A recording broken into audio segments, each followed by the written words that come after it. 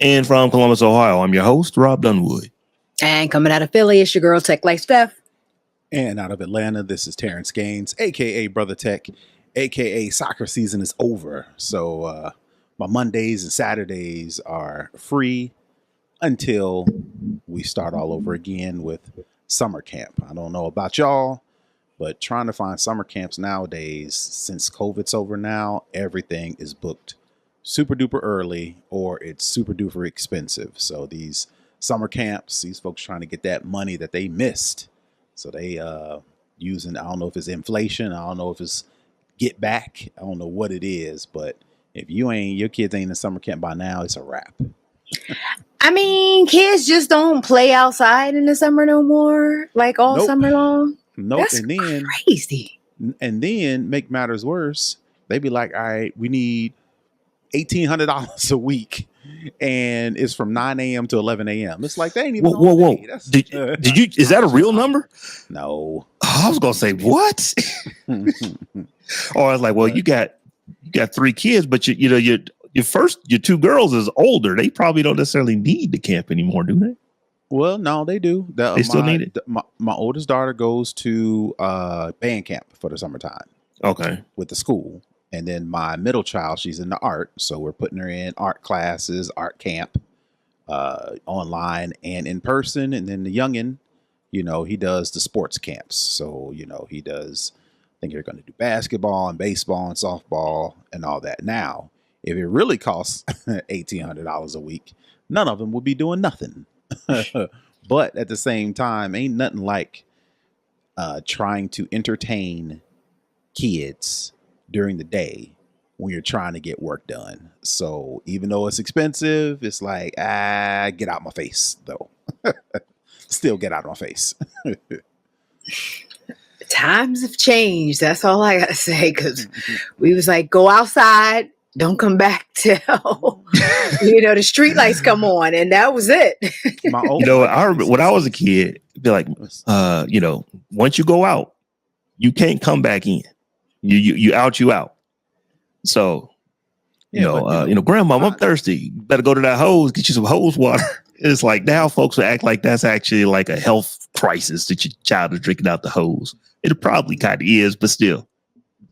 Times change. You got to get with the times, I suppose. We can't. I get it, but that is, and everybody is not able, especially with multiple children, to try to ensure that their schedules are occupied 24 hours a day for a 3-month span. Like, why don't we have an expectation that our kids can use their imaginations for some stretch of time and keep themselves occupied? Like, why is that awful, like a concept that seems outrageous now? I don't understand. Like, y'all got books, y'all got computers, y'all got tablets, y'all got every single thing in the world at your fingertips in your rooms. Like, now I got to pay for camp too. Like, that's something about that just does not seem right to me. Yeah, we had bikes and outside. That was it. Go outside and all you needed was a bicycle and outside. That's it. But at the same time, I am not 100% sure, but I'm pretty sure if we grew up in the digital age that our kids are growing up now, we'd be some hermits in our rooms and our parents begging us to go find something to do. It's just the sign of the times. That's how things are. So kids need imagination. Y'all ever play Kick the Can? It's like that. That's a game you have to imagine. It's like basically we're gonna play hide and seek on teams with a can that you got to go kick that freeze people and stuff like that. Like, we made up all kind of game. We used to play this game, and it was like the funnest game ever. We would go, because I'm low-key hood. So we would go in the basement of one of the project buildings near my house, and like there was always this one enclosed cinder block room, like this big room that was just cinder block, 4 walls of cinder block and a door. And we would go in there with a jack ball, like the ball you play jacks with. and played dodgeball with the jackball, but everything was fair. So if it bounced off the ceiling and still hit you, or bounced off of 2 walls and still so you just had this little ball pinging everywhere and everybody running, ducking, dodging, and that was the funnest thing ever. So unsafe, so dangerous, so fun to be in a room with a jackball. It could have hit your eye, But anyway, funnest game ever. So, before we get to the tech, just want to remind everybody, if you would like to support the Tech John, head over to patreon.com/thetechjohn, where we've got multiple tiers over there, any one of which get you access to our live stream and after party. And a couple of those tiers actually get you access to a ad-free stream. So once again, if you want to support the Tech John, head over to patreon.com/thetechJAWN. And with that, we're going to jump into a couple of these stories. We actually had quite a few of them. Terrance, I know the first one that you stuck in here was chat. It was about ChatGPT. We've been talking about this for 6 months now. And can it actually pick stocks better than your fund manager? The answer is yes. it can. Well, just for maybe this little small sample. The reason why I put this in here is because I ain't checking for ChatGPT and AI and all that stuff yet, because I personally can't figure out what is a good use case. Everybody is the expert and everybody's got all these things. You can automate this and you can prompt and prompts and prompts and prompts. And I'm like, whatever, trend, get out of my face. Y'all just making up stuff. But now this makes sense to me. I can make some money. If I can have ChatGPT pick me some stocks that outperform the S&P and the Europe this and the NASDAQ that and the NASDAQ that makes sense to me. So when I found this story, I was pretty excited to post it. I just wanted to read like a little the gist of the story. Between March 6th and April 28th, a dummy portfolio of 38 stocks gained 4.9%, which ain't a lot. I'm not a stock but person. For that time frame, it is. It actually is a that's very actually good, a lot. Yeah, that's a very good rate of return for that time frame. Right. And I was going to then you lead right into the point to where while 10 leading investment funds clocked an average loss of 0.8%, according to an experiment conducted by financial comparison site finder.com. Over the same, now that's just, they beat the investment funds and the hedge fund managers and all these, places that you invest in. Over the same 8-week period, the S&P 500 index, which tracks 500 most valuable companies in the United States, rose only 3%. Europe's equivalent, the stocks, STOXX stocks Europe 600 index, ticked up to 0.5% in that time. So while 4.9% gain doesn't sound like a lot when you're used to like 6 and 8 and 12 and all these other things, you compare that with what the hedge fund managers did, what the investment funds did, and what the S&P and the NASDAQ all do. You take that 4% as opposed to a chumpy 3% and even losing 0.8%. That makes sense for me for something that I can use AI to do, pick stocks. And I just wanted to get y'all take on that. First thing is that this percentage is only over 8 weeks. That is a humongous increase over an 8-week period. Mm-hmm. And the fact that it is actually doing 2% better, or close to 2% better than what the not the NASDAQ, the New York Stock Exchange or the S&P. So that is ridiculous, because if you extrapolate that over a year, you're going to you're looking at that's 8 weeks. So you're probably looking at what, like 17 to 22% increase year to year. The only thing you ever need to do is invest in this. And, if you could do that, you're doubling your money every not even every 5 years, less than every 4 years, you're doubling your money with those kind of rates. So that is a ridiculous, increase. And if you really think about it, it makes sense, because what are these APIs doing? What are these bots doing? They have all the data that is available, and they're able to make decisions on that data at the speed of which computers can make decisions. So if you really think about algorithms in in trading, this goes all the way back to the 40s. This is not like this is new stuff. Now, clearly they weren't using computers in the 40s, but they did have an algorithm. If these mathematical indicators make sense, then you do this. If they don't make sense, then you do that. And then you get to the 70s, that's when we started using computers. And then, you get to the 80s, and that's when like SuperDot came out, and they're really using computers. And then it just goes on and on and on. And I think that everything really changed around 2001. I believe that was the year that we went from the tick, which was like, you remember how stock prices back, if you think back to like,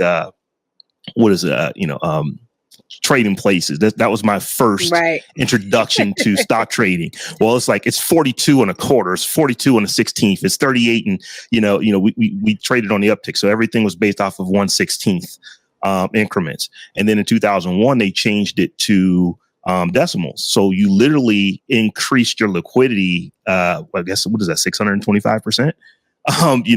In just by having the ability to trade with such smaller increments, and you're now doing it with computers. So what has really happened is that computers changed everything. They can make decisions more quickly than humans. They can trade more quickly than humans, and you can actually get things done with computers faster than what people can actually see it. And now the reason you're going to start seeing article about this, you had to be a hedge fund. You had to be a institutional investor to be able to do these kind of things, to have the kind of computing power to do this stuff. Now everybody can get access to ChatGPT to run this. So this is going to change a lot.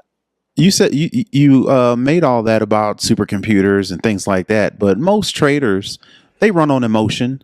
They'll see something and the stock is going down. And of course, one of the main rules of stock market is keep your emotions out of trading. Nobody can follow that. So these hedge fund managers, these investment houses, they'll tell you all day long, and they using the data and the fundamental analysis and technical analysis and yada, yada, whatever at the time, if something's happening, they riding off emotion. You mean to tell me that I can use ChatGPT and have it pick stocks completely emotionless based on all the data since they've been trading on the internet?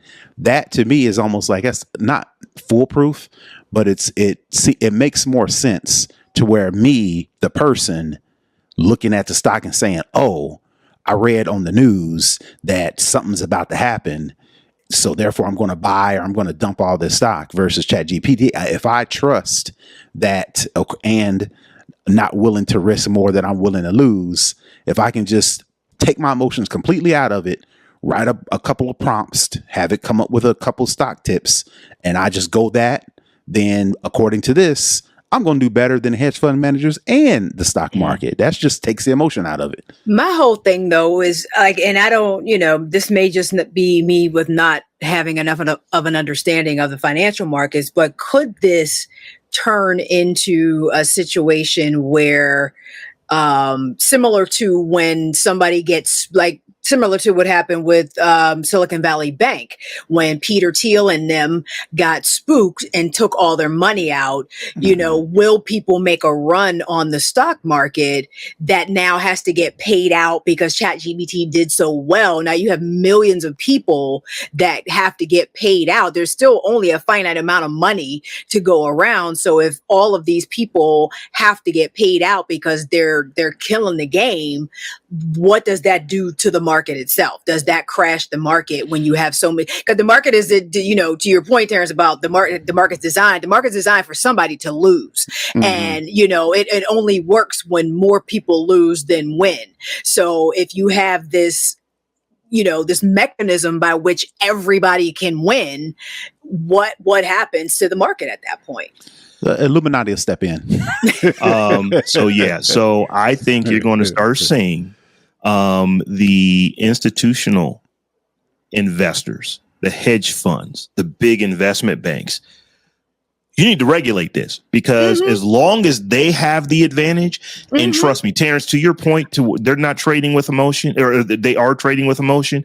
I would argue that point. They don't trade with emotion until the computers and the algorithms to predict what they think should happen doesn't happen. That when humans throw a monkey wrench into it, to when their algorithm is telling them that GameStop should be going down, but regular people are like, nah, we don't want GameStop to go down because we love it. So I'm going to go buy my 5 shares in the face of all kind of data that tells you shouldn't do it. That's when the institutions have a problem, because they can't make the money the same way that they were making it before, and they're allowing irrational people to get in front of their algorithms. I think it will be the same thing here. As long as they get access to that data first, as long as they get access and they're able to make trades first, they're not going to have a problem with it, because ultimately it's going to allow them to make more money. The issue becomes when they can't make money because regular people are making money. Oh, now you need to. No, you got a good point there. I think that's what's going to get this moratorium through Congress, because Goldman is going to be like, yo, y'all understand what's going to happen to the market if y'all let these AIs regular people get paid? Run amok? Yes. Do y'all know what's going to happen to our market and to our entire economy if y'all let this AI out there doing whatever it wants to do and let anybody have access to it? That may be what gets us the regulation that, the guy in our main story is looking for. Until then, I may be taking some ChatGPT AI classes. Get my money real quick. It makes sense, because you better do it now. People, businesses, we're creatures of habit. You can forecast what someone is going to do based off of what they've done. So if you have the ability, it's like, let's take everything that's ever been written down and look at it in conjunction with how the market is going up and down, and look at literally every single decision that's been made. And you can really forecast, well, based off of these factors, this should do this. Therefore, and it's, you can even get to the, to weight the percentage of what that thing happening should be and make bets off of that, all at the speed of computers. So I've always thought this was an area where it was going to start to, make a difference in real people's lives. I should say regular people's lives, because it's now giving us the benefits of the supercomputers in the same way that the institutional investors have literally had, definitely throughout the 2000s. But you really have to go back. I mean, we started using computers. I think DOT came around like 1972. So we're talking 51 years ago. Super Dot came in 84. That's, so I can't do the math. I don't know how many years ago that is, but that's a lot of years ago that we've been using computers to do these things. But as I said, it's never been regular people. It's always been the big institutional investors, the hedge funds that have been able to do it. And now, Terrance, you and I, Stephanie, we can go get a ChatGPT Plus account and start crunching some of this and looking at the data and say, let's go do this. Rules everything around me. they're not gonna let that happen. They're not gonna let that happen. One of Hermes' greatest, one of his greatest lines. But anyway, let's move on to this next one. This is also related to these AI bots. And it is, for those who don't know, the Writers Guild of America is on strike right now. Now, I would say that their number one reason for being on strike is because they want more money. It's like they don't feel like they're being paid enough. But one of the other things, one of the major things, I think one of the top 4 issues is they do not want to be displaced by AI. Specifically, they don't want these bots writing scripts or writing revisions to scripts. They don't want anything that has come from the Writers Guild of America, anything that is covered under their union that has been created by them. They don't want that being used to train bots to ultimately come up with new derivative works that they don't get paid on. So they're actually striking over, and a large reason is over AI, and seeing down the road that AI could absolutely displace them or make them make less. I was listening to to an interview when they were talking to one of the people that's just a writer, but is part of the union leadership, and saying so here's the thing. He's like, we get paid different rates for different things.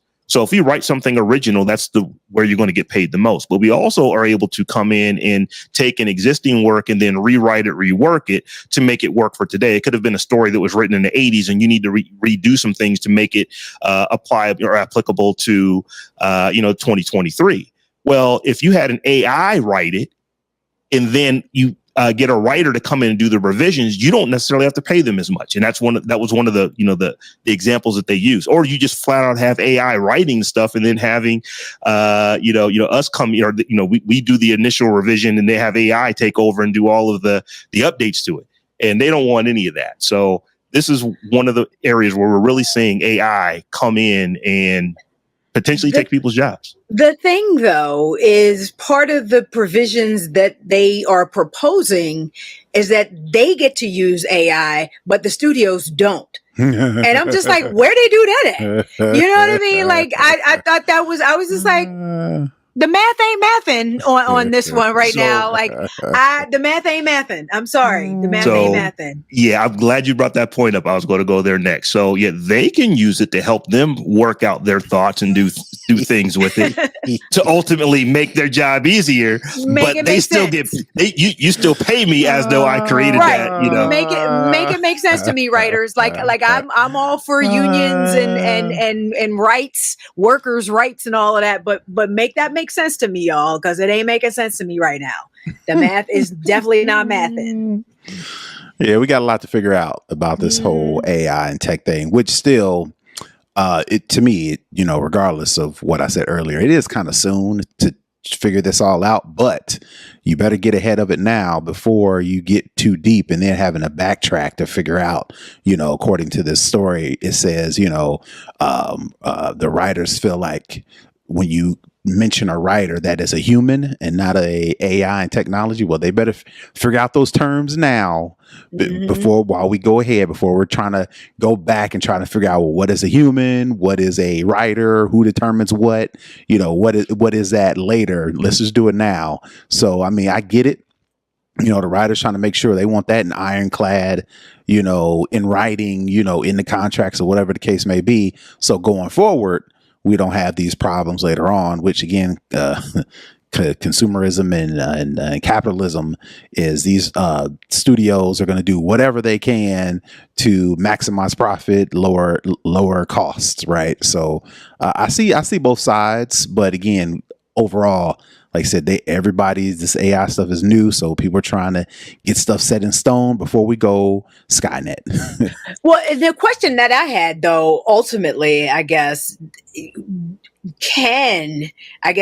won't say will, but can human ingenuity win out, especially in these creative spaces? Like, is there just an upper limit as, X approaches infinity that AI can get to that will never touch the inner workings of someone's creative mind? You know what I mean? Like, is this going to force people to step up, creatives to step up? Like, if you can go ahead and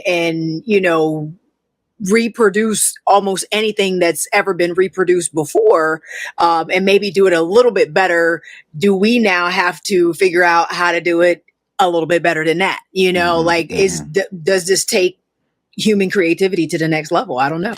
And it's going to take, but it'll also equally be up to those of us who consume the content. Can we tell? And will we prefer? But that's going to be the problem. I don't think we'll be able to tell. That's going to be the problem. Gotcha. So yeah, I was having a conversation last week on another show where we were just talking about this. And you guys remember we did the story on F and Mika. That was the avatar that actually got signed by a record label. And we're all thinking, this is trash. We're not ever going to go buy that. I mean, the record label thought somebody would, because why else would you sign an AI if you didn't think that you were going to ultimately make money off it? Now, clearly in that instance, they had to back off because it was very problematic for a lot of reasons. But that was last year that we talked about that. We hadn't even heard about ChatGPT unless you were really in the AI before, when that F and Mika story came out. So now we're a year removed from that, and AI is, it seems like it's new to everybody because we're really talking about it now. It's just new to us because it's like, oh, it has become so good that regular people are starting to look at it. So I think what's going to end up happening is that you will eventually get to the point to where you have an AI that can do something as well as what a human could. That's what they ultimately are designed to do. They're trying to make them be as good as what we can, as what we can be. So the question becomes one of twofold. Do the folks who are using the AI to do the creation, do they let us know that it was an AI versus a human? Where are we going to be ethically on that? Do you let me know that this is an AI that did this, or this was a human?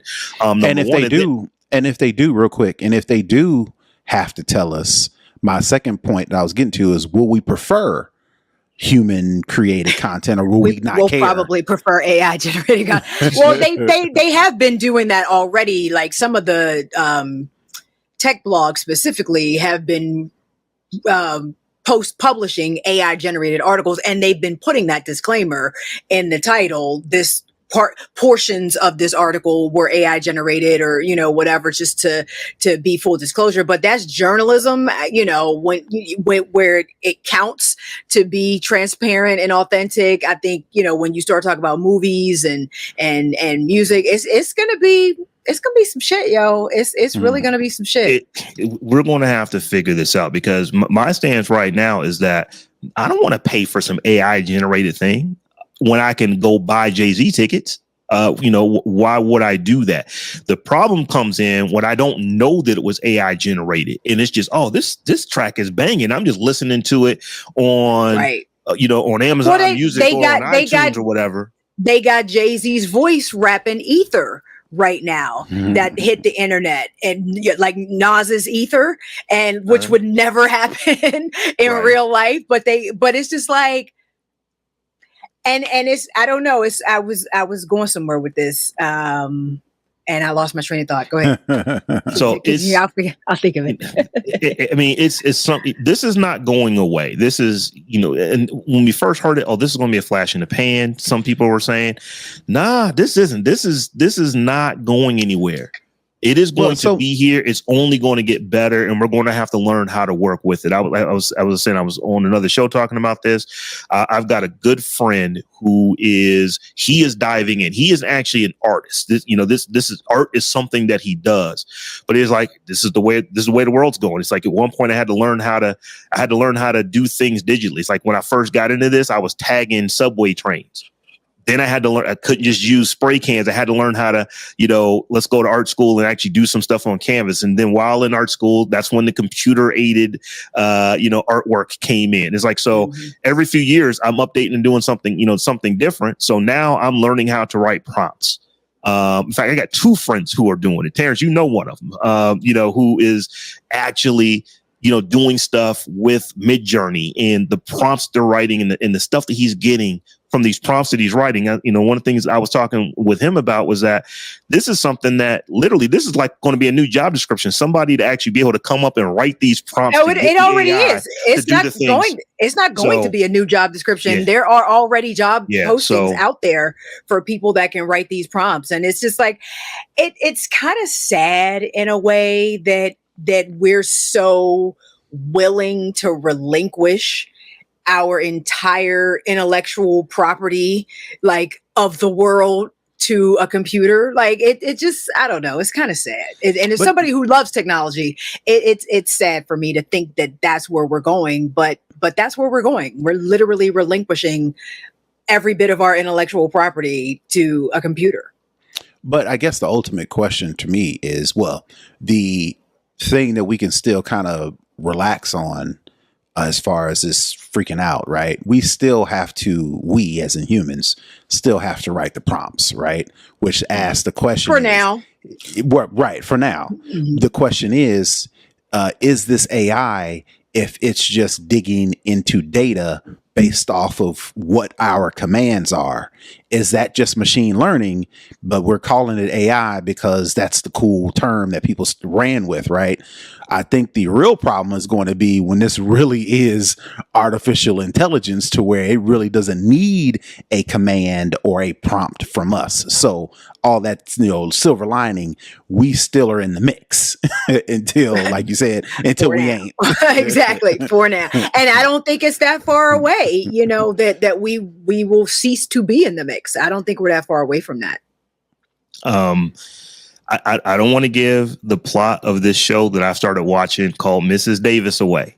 It is on Peacock, and it is about a supercomputer, super AI that is just controlling people all kind of way, giving everybody what they want so that it gets what it wants. Mm-hmm. And I'm not saying that this is that, but I see parallels, because here's the question. I trust people when they say that we still are a ways away from computers actually being sentient. One of the things is really interesting about all the cool things. Why do you think we're a ways away? I think we're a ways away from when computers are actively thinking for themselves. But here's the thing that I say is that, but if they can fool you into thinking that they are, where's the difference? Right. So, if somebody can, and that's kind of where we are right now. Fool a guy to what did he do? The computer got the guy to use TaskRabbit to fill out the CAPTCHA. That's pretty sentient. Right. Because you're solving a complex problem at that point. You know what I mean? And I think that's kind of fits the definition of sentience. They're saying that this is not sentient. I'm going to trust their word. But like I said, the question comes is, what is the difference? If it's fooling me anyway, does it matter? Does it matter that the fact that the computer is sentient and knows it is fooling me, or knows it just needs to fool me to get the information that it wants so that it can do the job that it was programmed to do? Those are almost political statements to me. Yeah, I don't think it matters. The same way the robot killed old boy in Ex Machina. She didn't think about the value of a human life. She just wanted to get out of the house. That was the goal. Difference? Yeah, exactly. The person's still dead. So it's like, what is the difference? You know what I mean? What is the difference? It wasn't malicious. It wasn't, and that fool knew it was a robot. Right, it's like, bro, come on, man. The robot wasn't a serial killer. The robot just wanted to get out of the house and knew that was the most efficient way to do it. And it's just like, I would have been in that movie. I'd have been like, what am I doing? This is a robot. Get out of here. It's a robot. Who am I talking to? What am I doing? He was in love with them ones and zeros. He was falling in love. Ones and zeros. She passed that whole Turing test. For real. So y'all, we haven't talked about Black Twitter in a while. I know it might have been in our first year, in our first 20 shows, we probably did something on Black Twitter, because it's a thing. It's interesting how, when you think about Twitter specifically, African Americans, we really overrepresent, as far as our numbers. We're roughly 14% of the population of the United States, but we're 28% of the population of American Twitter users. But since old boy bought, Twitter, and Twitter was problematic even before Elon bought it, for underrepresented groups. But since he bought it, and he decided we're going to put things back to the good old days. We want to go back to how it used to be. It has just become really, really, really toxic. If you say anything on there, you are going to have trolls coming after you. So there's been a lot of folks that have been moving off of Twitter on other things. They've, tried moving over to Mastodon, but there's this new Jawn out there called BlueSky. And I know we've talked about it before, but this article caught my eye because it says specifically Black Tech Twitter. So that is actually, it is not, Black Tech Twitter is not Black Twitter. It is something different. And it's specifically, for folks who are, looking to get into, into tech, who are looking for jobs in tech and all that kind of stuff. And it's like a big support group. But as everything is on Twitter, stuff started to go to crap in the comments sections of some of these threads that would start, here in Black Tech Twitter. So one of the places that Black Tech Twitter specifically is looking to go to is BlueSky. And I wanted to kind of get your guys' take on that for a couple of reasons, because it's like, one of the things that we've talked about before is that, should they just build their own? Instead of trying to build, or go to BlueSky and build, get a foothold in BlueSky, should you just build your own BlueSky? I think we did that. It's called, what is it called? There's an actual Black Twitter out there. I can't remember, and that's the problem. I can't remember the name of it. Yeah. So clearly, the marketing game is not up to par, and the platform maybe not fully fleshed out. But there is I think it's called blacktwitter.com. I think it is actually called Black Twitter. And it, same sort of interface and that whole thing. I thought I looked into, I've been hearing BlueSky. Couldn't get an invite. Obviously, I'm on the wait list. So if anybody got a BlueSky invite, holla at your girl. But I was looking at how they set it up, and I thought it was really interesting, the way they're trying to, number one, the way they set the company up as a public benefit LLC. Number one, I thought that was super interesting because it now means that executives may pursue social causes without prioritizing shareholder returns. So, they can do, everything ain't always got to be about the bottom line. So we'll see, how that manifests itself in the way they operate, since they ain't got to make money necessarily. For now. Yeah, for now. And then the whole idea of this AT protocol, I don't know if it's AT or AT protocol, and the way they are planning to do moderation, is going to be interesting. Right now, I think it's just all human moderators plus, a little bit of AI and some other stuff, but they are going to allow anybody to create these labels. And I guess you get to sort of decide how you want your experience to be. It sounds like they're like, it's decentralized. You can take your data and your identity with you to different platforms, and it all sounds very utopian, but we're human beings. Right. Exactly. We're human beings. And it's just, yeah. I mean, God bless them for trying. That's all I can say. And that's what I was going to say, yeah, sure. You could attribute the current state of Twitter to the current ownership and the current leadership, or whatever you want to call it. But you will not ever be able to outrun dissent and people looking, and trolls specifically. Yeah.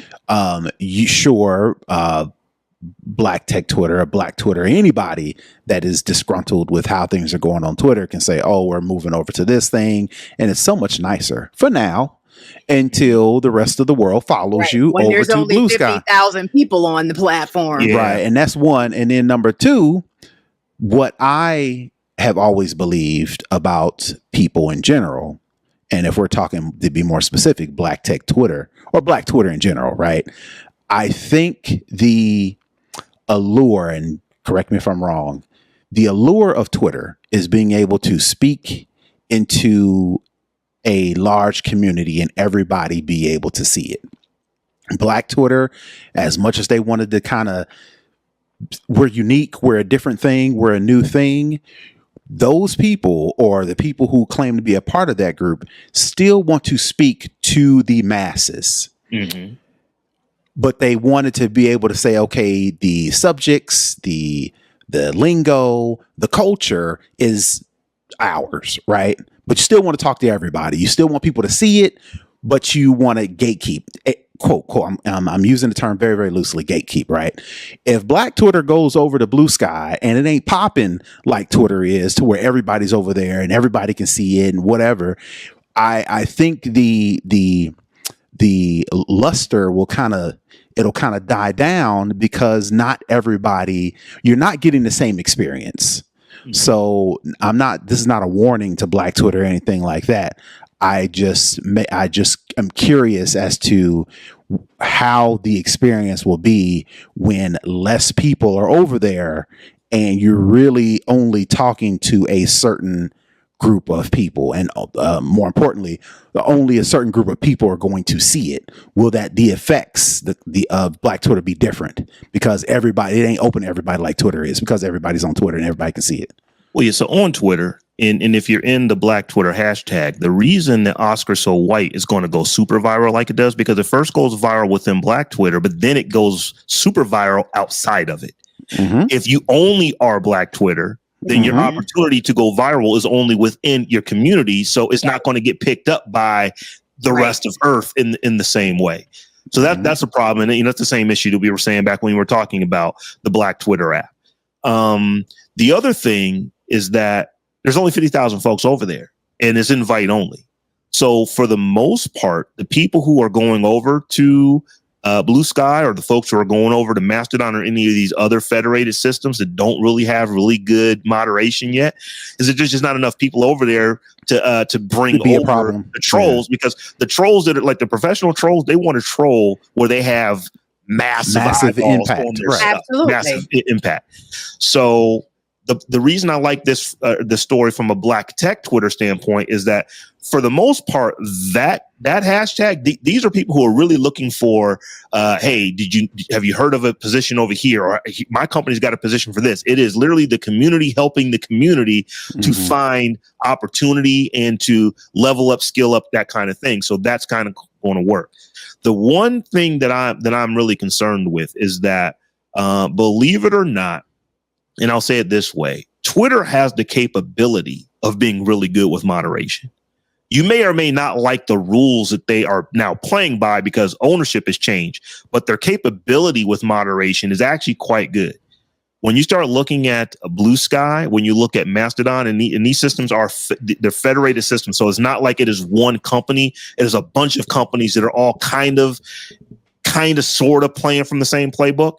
But where things start to get dicey, number one, is that what I've heard about BlueSky is that they probably are 6 months behind where they should be on the actual moderation part, because once people really start to get to using this thing, aren't they always? They always are. So this is what a lot of folks are saying. That's thing number one. Thing number two is that because it is federated and because you can have all of these different fiefdoms within the system, that you may have moderation set up in your instance one way, but you can deal with people who are in another instance who may allow other stuff.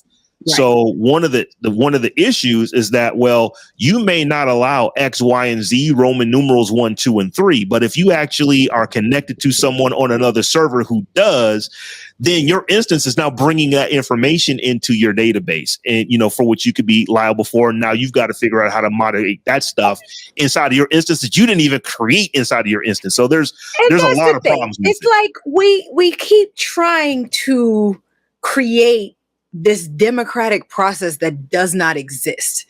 Human nature. I mean, I don't know. It's just like, you look at our country right now. Like, human nature and democracy are not coexisting well in this moment. I don't know if they ever did. I think it was a tenuous relationship at best, that is now being stretched to its limit. And it's about to snap at any moment. And the idea that you are going to try to do the same thing on a social media platform where people still get to be quasi-anonymous, where people still, have the belief that they can say whatever they want. It's just like I said, bless Jack's heart and the other boy that's running it. But it just like you're just going to keep running into the same problems because people are, I saw your comment. People are going to people, and it just is what it is. You're not going to be able. There's no technical solution to human nature. There just isn't. As much as we might want it to be, and everything else, there is no technical solution to human nature, and we can do as much as we can. But at the end of the day, as soon as the floodgates open on this platform, which they will, they kind of alluded to the fact that they were going to try to keep it invite only to curate the people that actually get on the platform. And if somebody invites you, they're only going to invite people they know how to act right, or whatever the case might be. That's not going to happen. That's not going to last for long. We saw that with Clubhouse. They tried to keep Clubhouse hella exclusive until it wasn't, and then it was a mess. It was an absolute mess. And this is going to be the same thing. Yep. Yeah. So let's move into this next story, y'all. I wanted to. I just lost my place in my notes here, but Stephanie, I think you stuck this one in here, and it's about passkey. And are passkeys the way? I'd love to say yes. And we can explain what passkeys are. Do we know why I put the way in there? Are we all clear? Yeah. Okay. I am. Okay. Okay. But let's go ahead. Let's tell folks what passkeys are, and then let's let them in on the pun. Well, I was hoping one of y'all could be a better explainer, because I've read and I was just like, I get it, but I'm still digesting and processing. So if somebody else can explain it better than I would try to right now. I open up the floor to either one of y'all. I can, I can give you my understanding of it, but I think, you, Rob, might have a better understanding. I'll take a stab. So let's first talk about passwords and usernames. So when you think about passwords and usernames, you have two things that you have to remember. You have to remember what you are logging in as, and you have to remember a password that should be unique, not be used anywhere else, and have all the rules for passwords. Well, humans are really bad at doing both of those things. Yes. We tend to be able to remember our username, but passwords, once you get beyond 4, 5, 6 really good, complex, good passwords that would pass a password test or password score, you can probably remember 4 or 5 of them. But people tend to have 200, 300, 400 different places where they need to have passwords. So what ends up happening is that people end up doing shortcuts. I want to use, my password was password, but now I'm going to use password 123. I can't use that anymore. Let's use password 321. You start using iterations of the same password. If you're trying to be good, if you're not even trying to be good, you just use the same password over and over and over and over again. So it just becomes not, you get hacked one place, you're kind of hacked everywhere. If somebody gets your password and your hash, let's just go use this username and use this hash to try to figure out whether or not we can get into a password somewhere else. So that's where passwords are. That's one of the reasons you have an issue with it. Where passkeys come in, and I want to say it was like the FIDO Alliance that actually, came up with this, is that you yourself aren't actually creating a like a password that you have to remember. Right. So like a place that I actually do use a passkey is the Best Buy website. So I've been able to go into Best Buy and with my phone create this passkey to where I just got to remember that I have an account at Best Buy and I can take a picture of a QR code.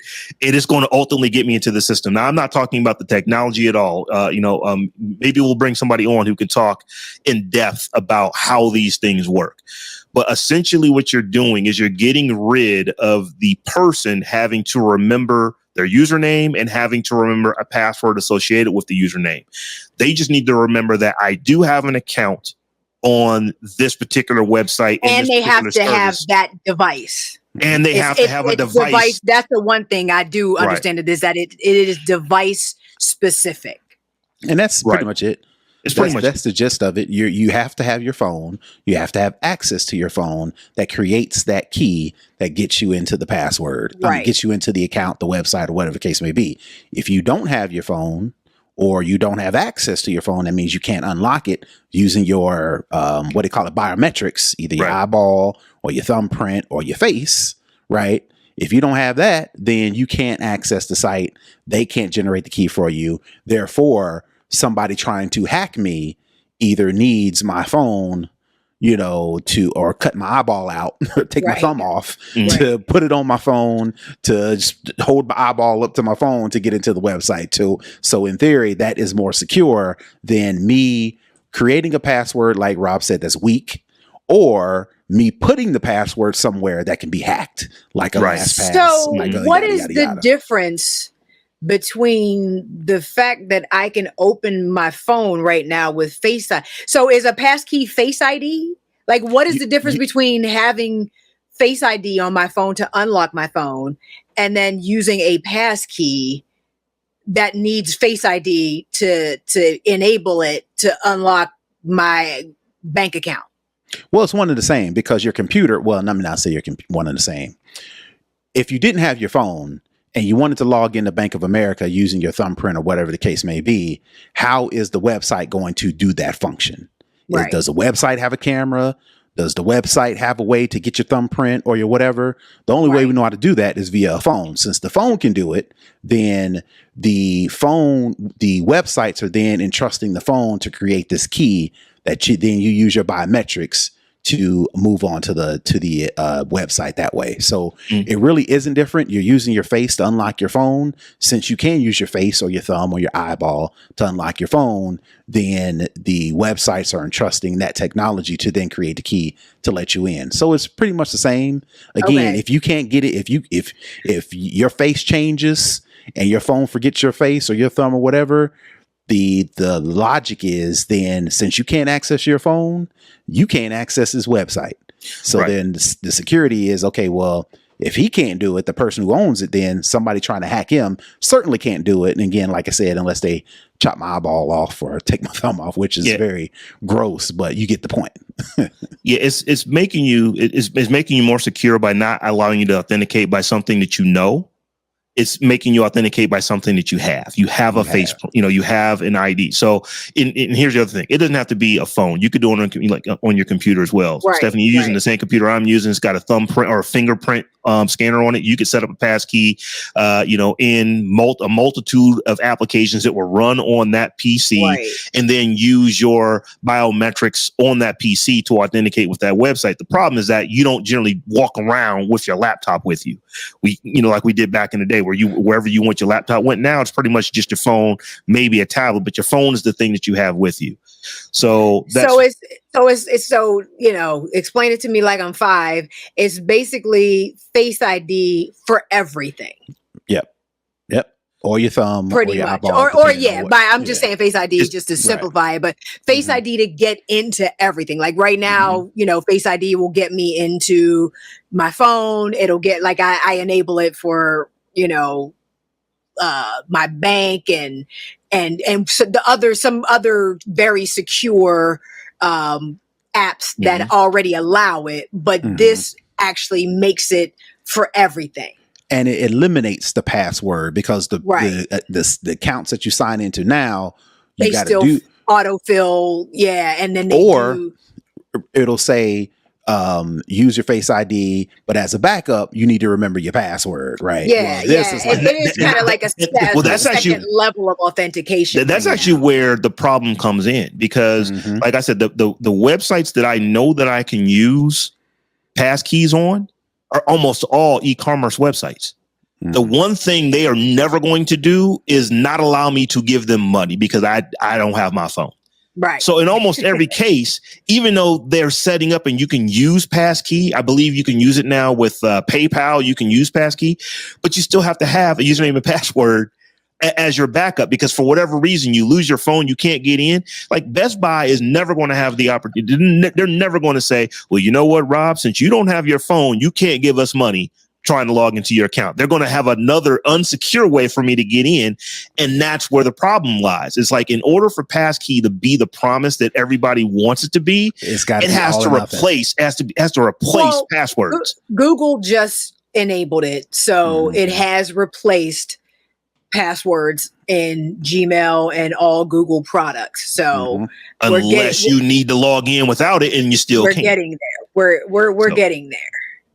So, is it the way it can be, but it's going to take a while for it to get there. Like I said, it is really, really cool technology, but you have to, in order for it to really have the promise, is that everyone is using it and only using it.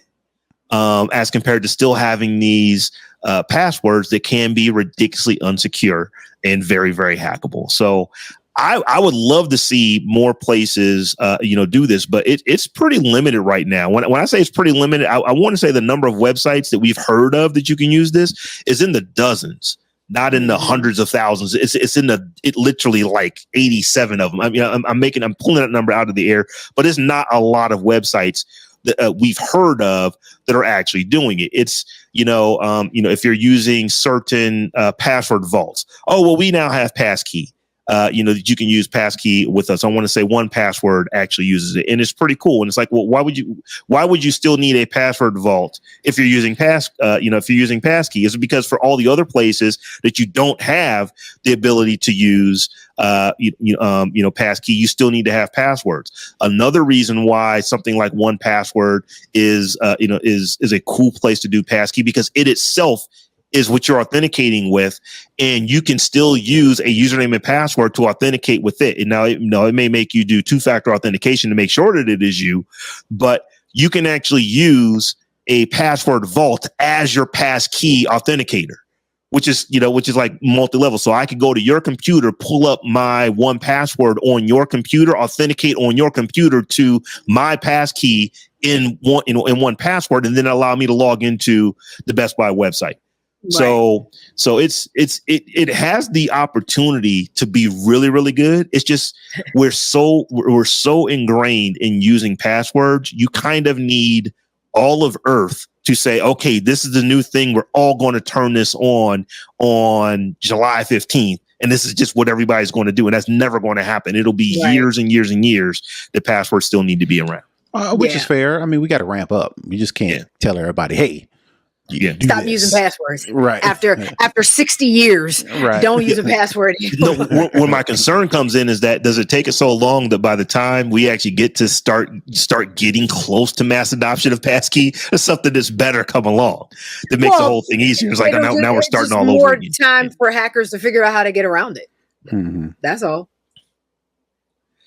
So y'all, let's get into this last story here. And I believe this is another one, Stephanie, you stuck in. It's like, but if we won't listen to anyone else, should we at least be listening to the godfather of AI?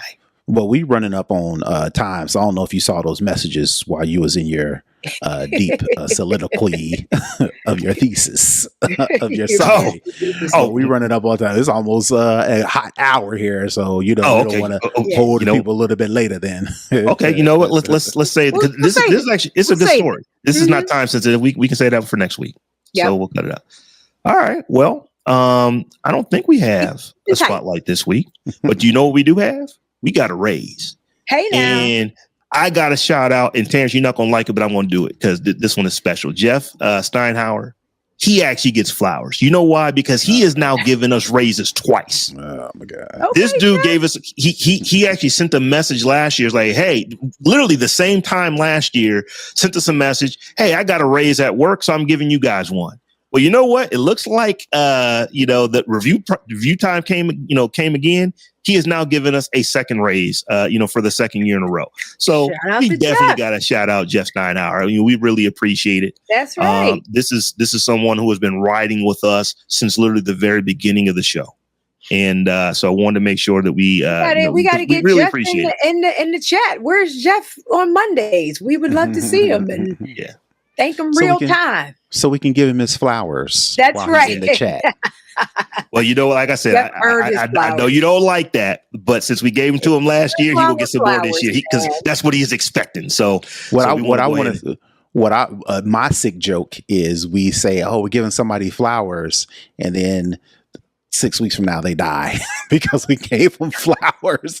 So we got to change it up. It's like, all right, well, no, don't give me flowers. Right? Like I imagine that being a Saturday Night Live skit.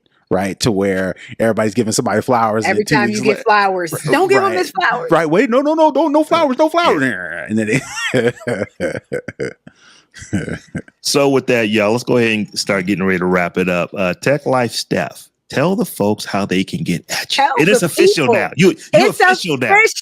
I'm official. You can follow me all around the web at Tech Life Steph, or you can visit the brand new StephanieHumphrey.com.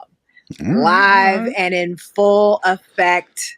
Check it out. Sign up. Actually, have a couple of free ebooks coming out pretty soon. So sign up to be the first on the list to get the drop. All right. Congratulations. You can find me everywhere on the internet at Brother Tech. That's BROTHATECH. And I am at Robb Dunewood on all the things. And we are also at the Tech Jawn on all the things. So come and holla at us wherever you holla. Till we meet again in a week's time, y'all. Peace. Peace.